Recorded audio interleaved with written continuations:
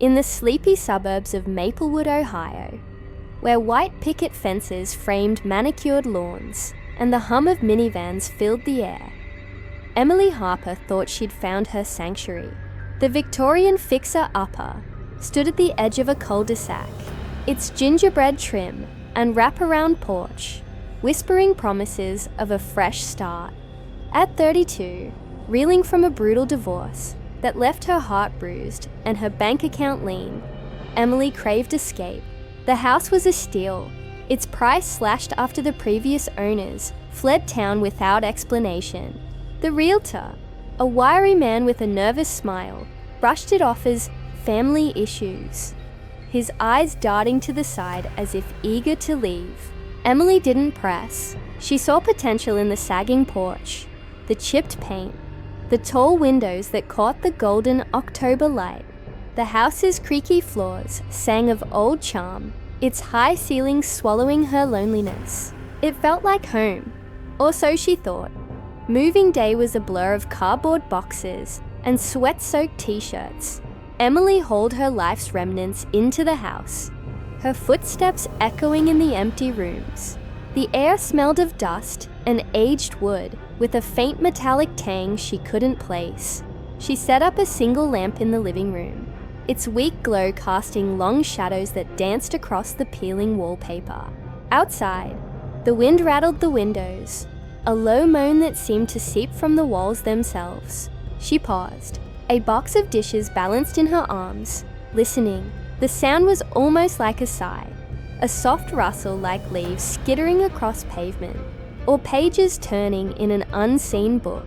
She shook her head, chalking it up to the autumn chill creeping through the cracks. Old houses had quirks, didn't they? Just the bones settling, she told herself, ignoring the prickle at the back of her neck. By evening, exhaustion weighed her down. She unpacked half-heartedly, stacking books on a wobbly shelf and tossing clothes into a dresser that smelled faintly of mildew. The house seemed to watch her, its silence heavy, expectant. She tried to fill it with noise, humming a tune as she arranged her coffee mugs in the kitchen. But the melody felt thin, swallowed by the vastness of the space. The walls, painted a faded ivory, seemed to lean in, their surfaces mottled with age spots, like skin left too long in the sun. She ran her fingers over a patch near the staircase, feeling the uneven texture of plaster beneath. It was cold, almost damp, as if the house held its breath. Dinner was a microwave burrito, eaten standing at the counter, the hum of the appliance the only sound. Her phone lay nearby, its screen dark. She'd ignored texts from friends asking how the move was going. She wasn't ready to talk, not yet. The divorce had left her raw, her ex's voice still echoing in her head, accusing her of being too cold, too distant. Maybe he was right. Maybe that's why this house felt right. It was as broken as she was, a place where she could rebuild herself. She washed her plate, the waters gurgle loud in the quiet, and headed upstairs to the bedroom she'd chosen. A small room with a slanted ceiling and a single window overlooking the backyard. The bed was an old mattress she'd bought secondhand, its springs creaking as she sank into it.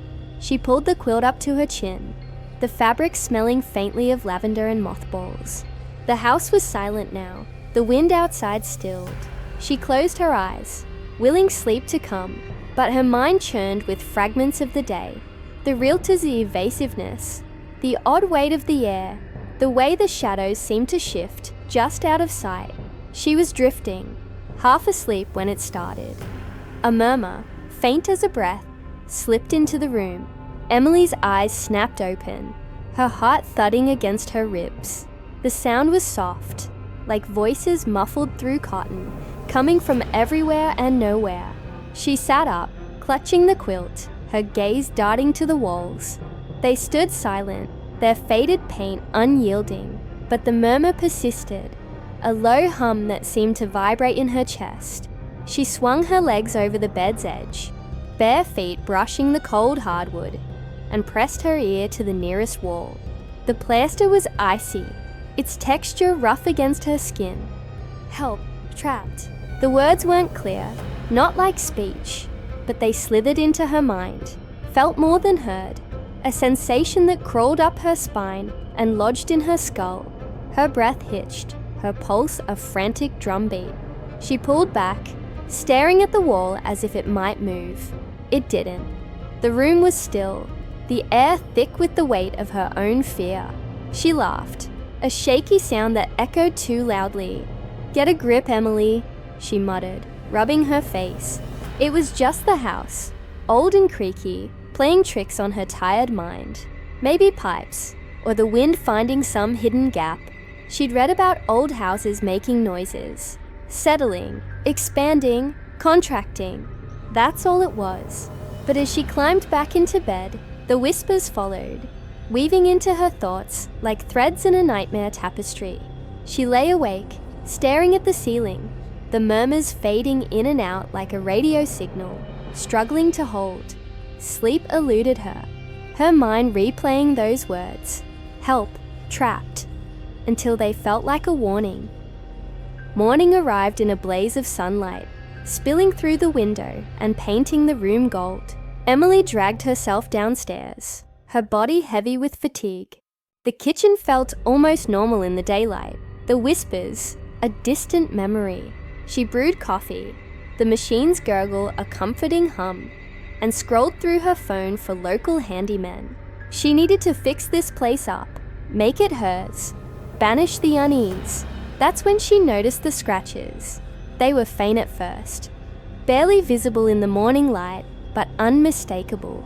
Jagged, erratic lines etched into the baseboards. Along the living room wall, they looked like claw marks, as if desperate fingernails had scraped at the wood. Her coffee mug trembled in her hand as she knelt to inspect them, her fingers tracing the grooves. They were deep, deliberate, not the random scratches of a mouse or a stray nail. Her stomach twisted, a cold sweat prickling her skin. "Mice," she whispered, though the word felt hollow. Mice didn't leave marks like that, didn't carve lines that looked so human. She stood, backing away, her eyes scanning the room. The house was quiet now, the sunlight streaming through the windows, almost mocking her fear. She grabbed a can of paint from her supplies, a creamy white she'd bought for the trim, and began covering the scratches. The brush moved in quick, frantic strokes, the wet paint glistening as it hid the marks. She turned on her phone, blasting a pop playlist to fill the silence, the upbeat rhythm clashing with the pounding in her chest. She sang along, her voice shaky but defiant, determined to reclaim the space. But as the sun dipped below the horizon, painting the sky in shades of bruised purple, the whispers returned. They were louder now, more insistent, curling around her like smoke. "Join us, stay forever." The words echoed in her skull, each syllable a needle in her nerves. Her paintbrush froze, dripping white onto the floor. The music stuttered, her phone glitching, the screen flickering with static. She dropped the brush, its clatter deafening in the sudden quiet. The house wasn't just old, it was alive, and it was watching her. Emily's breath came in shallow gasps, her eyes locked on the freshly painted wall. For a moment, she swore she saw it ripple, like a heartbeat beneath the surface. The house was waiting, and it wasn't done with her yet. The morning after her sleepless night, Emily Harper sat at the kitchen table, her coffee cold and untouched. The sunlight streaming through the Victorian's tall windows did little to banish the dread that had taken root in her chest. The whispers from the night before, those eerie, bone-deep murmurs of help, trapped, lingered in her mind like a stain. She tried to rationalize them, old pipes, wind in the eaves, her imagination running wild in a new, unfamiliar house. But the scratches on the baseboards, those frantic, claw-like marks she'd painted over, told a different story. They weren't random. They felt deliberate, desperate, as if something, or someone, had been trying to claw its way out. Her hands shook as she opened her laptop, determined to uncover the truth about the house in Maplewood, Ohio. That was starting to feel less like a home and more like a trap.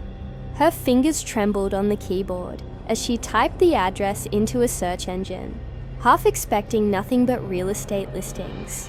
Instead, buried in a digital archive of local newspapers from the 1920s, she found it, a grainy article about the Wallace family, a prosperous couple, Henry and Clara, and their 3 children, Eleanor Thomas and little Mary, had lived in this very house.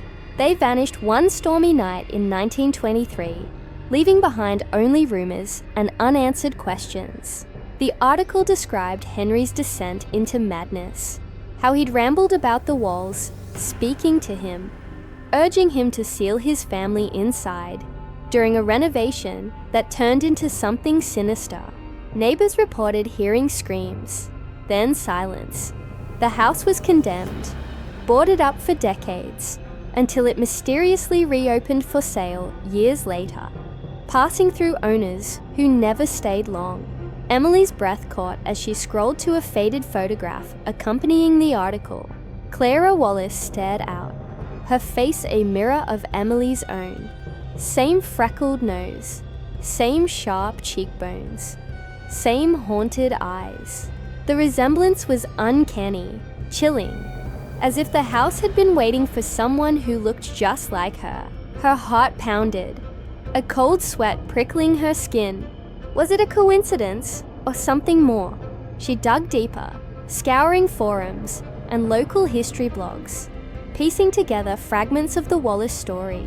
A user on an obscure paranormal thread claimed the house was cursed, that it fed on its occupants. Another post, from someone claiming to be a descendant of a neighbor, mentioned a diary Henry kept, hidden somewhere in the house, filled with ravings about the walls demanding sacrifice. Emily's stomach churned. She wasn't superstitious, but the whispers, the scratches, and now this doppelganger from a century ago. It was too much to dismiss. The house felt alive, its silence not empty but watchful, as if it were studying her, waiting for her to make the next move. That afternoon, she tried to distract herself with chores, dragging a vacuum across the creaky hardwood, but the hum of the machine couldn't drown out the unease. Every creak of the floorboards sounded like a footstep, every gust of wind like a sigh from the walls. She avoided the baseboards, now hidden under fresh paint, but their presence lingered in her mind, those scratches clawing at her thoughts. By dusk, the house seemed to close in, the golden light of day giving way to shadows that stretched too long, too sharp. She lit every lamp she owned, but the glow only deepened the corners, making them seem alive with movement, just beyond her sight. As night fell, the whispers returned, no longer faint murmurs, but a chorus, sharp and personal. They weren't just pleas for help anymore. They told stories, vivid and horrific. She heard fragments of betrayal, a father's voice, low and manic, promising safety as he laid brick after brick, his children's screams muffled by mortar. The walls seemed to pulse with the weight of those memories, their plaster rippling like skin under her gaze. And then, the worst part, they called her name. Emily, descendant. We've waited. The words slithered into her mind, cold and intimate, as if spoken from inside her skull. Her breath hitched, her hands clutching the edge of the couch. Descendant? She had no family in Ohio, no connection to the Wallaces, or so she thought. But Clara's face, so like her own, suggested otherwise. The house hadn't chosen her at random. It had summoned her, drawn by some unseen thread of blood. Panic drove her to the attic, the only place she hadn't explored. The staircase was narrow, its steps groaning under her weight, the air growing thick with dust, and the faint metallic tang she'd noticed before. Her flashlight beam sliced through the darkness, revealing a maze of cobwebs and forgotten relics, trunks, broken chairs, a cracked mirror propped against a beam. Her pulse raced as she navigated the clutter, her breath visible in the chilly air. In a far corner, beneath a tarp stiff with age, she found a small wooden box. its lid carved with intricate, swirling patterns that seemed to writhe in the light. Inside was a diary, its leather cover cracked, pages yellowed and brittle. Henry Wallace's name was scrawled on the first page, his handwriting erratic, spiraling into madness. She sat on the dusty floor, the diary trembling in her hands, and read, "The walls feed on fear," Henry wrote. "They whisper truths you can't unhear, twisting your mind until you become the builder, trapping the next souls to keep them sated." Page after page detailed his obsession, how the house demanded more than just lives. It wanted their terror, their essence, weaving them into its very structure. The final entry was a scroll. "Clara fights, but she'll join them. The walls always win." Emily's throat tightened, her mind reeling. The whispers swelled, no longer confined to the walls, but echoing in the attic's shadows. A mocking laughter that sounded too young, too cruel, like children playing a deadly game. She slammed the diary shut, her flashlight flickering, as if the house disapproved. Shadows moved, detaching from corners, silhouettes of small figures, darting just out of sight, their giggles sharp and wrong. She stumbled back, her elbow knocking the mirror. It fell with a crash, and in the fractured glass, she saw not her reflection, but Clara's. Lips moving in a silent plea, eyes wide with terror. Emily screamed, scrambling for the stairs, but the attic door slammed shut, the lock clicking, though she'd never seen one. The giggles turned to whispers, now a chorus. "You're home, Emily. Forever." Downstairs, the house seemed to breathe, its walls pulsing faintly, the air heavy with the scent of decay. Her phone, once a lifeline, now flickered with static, the screen flashing glimpses of a family. Henry, Clara, the children, trapped behind glass, their hands pressed against it, mouths open in silent screams. She ran for the front door, yanking at the knob, but it held fast, cold as ice. The mirrors lining the hall reflected Clara's face, not hers, each one mouthing her name. The whispers grew louder, wrapping around her like chains, pulling her deeper into the house's grasp.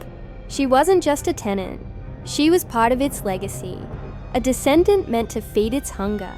And the house, patient and eternal, was only beginning to tighten its grip. Emily Harper's screams echoed in the basement of the Maplewood Victorian, swallowed by the suffocating darkness. The air was thick with the stench of decay, a sickly sweet rot that clung to her throat. Her flashlight trembled in her grip, its beam slicing through the dust-choked space, illuminating the hidden chamber she'd uncovered behind a crumbling false wall. The sight within froze her blood. 5 skeletal forms huddled together, their bones brittle and yellowed, clothed in rotted scraps that might once have been dresses and suits. Their skulls were locked in eternal screams, jaws agape, empty eye sockets staring into nothingness. One skeleton, smaller than the others, perhaps a child, clutched a locket, its tarnished silver glinting in the light. With shaking hands, Emily pried it open, revealing a faded photograph of a woman who could have been her twin. Same freckled nose, same sharp cheekbones, same haunted eyes. Clara Wallace, her great-grandmother, she realized with a sickening jolt. The house hadn't just lured her here by chance. It had called her back, its hunger tied to her bloodline. A curse woven through generations. The whispers, which had haunted her since her first night in the house, surged into a deafening cacophony. "You're ours. Complete us." The words weren't just in her head now. They vibrated through the basement's walls, the floor, the very air. Each syllable a needle in her nerves. The chamber's bricks seemed to pulse, rippling like flesh, and the shadows writhed, forming shapes that weren't quite human. Emily stumbled back, her flashlight flickering, its beam catching glimpses of bony, translucent hands emerging from the plaster. They reached for her, cold fingers grazing her arms, snagging her sweater, tugging at her hair. She screamed again, the sound muffled, as if the house itself absorbed it, folding her terror into its endless hunger. The basement door, her only escape, slammed shut with a thunderous boom. The lock clicking, though she'd seen no mechanism. Panic clawed at her chest, her breath shallow and ragged. As the walls closed in, the space shrinking, the air growing heavier, pressing against her like a living thing. She pounded on the door, her fists bruising against the unyielding wood.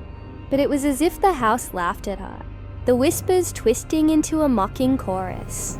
Emily, stay, forever. Her mind reeled, flashing to the diary she'd found in the attic. Henry Wallace's scrawled confessions of the wall's demands, how they fed on fear, turning their victims into builders of their own tombs. But now, a new horror bloomed, worse than anything she'd read or imagined. A compulsion stirred within her, alien yet intimate, like a voice she'd always known but never heard. It wasn't fear driving her now, it was an urge, dark and seductive, whispering for her to pick up the trowel lying in the corner, its blade caked with ancient mortar. Visions flooded her mind, her own hands laying bricks, sealing the door as voices, neighbors, friends, strangers, screamed outside, their cries fading into silence. The house didn't just consume its victims, it corrupted them, twisting their will until they became its architects, perpetuating its cycle of entrapment. She fought it, digging her nails into her palms, the pain a desperate anchor to reality. No, she gasped, shaking her head. But the visions grew sharper, more vivid. She saw herself standing in the chamber, bricking up the entrance. Her movements mechanical, her face blank, but her eyes alive with terror.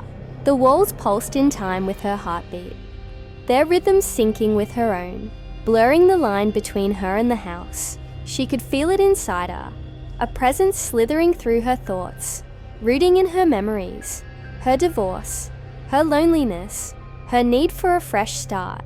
The house had chosen her, not just for her blood, but for her brokenness, her vulnerabilities, a feast for its endless appetite. Her flashlight flickered out, plunging the basement into darkness. The whispers became voices now, Clara's soft and pleading, Henry's low and manic, the children's giggling with cruel delight. They spoke over each other, a cacophony of despair and malice. Join us, build with us. The hands from the walls grew bolder, their grip tightening, pulling her toward the chamber. She stumbled, her knees hitting the cold concrete, and in the darkness, she saw them. Faces in the plaster, faint but unmistakable. Clara's eyes wide with sorrow, the children's hollow and accusing, and her own staring back, her features blending into the wall's surface, as if she were already part of it.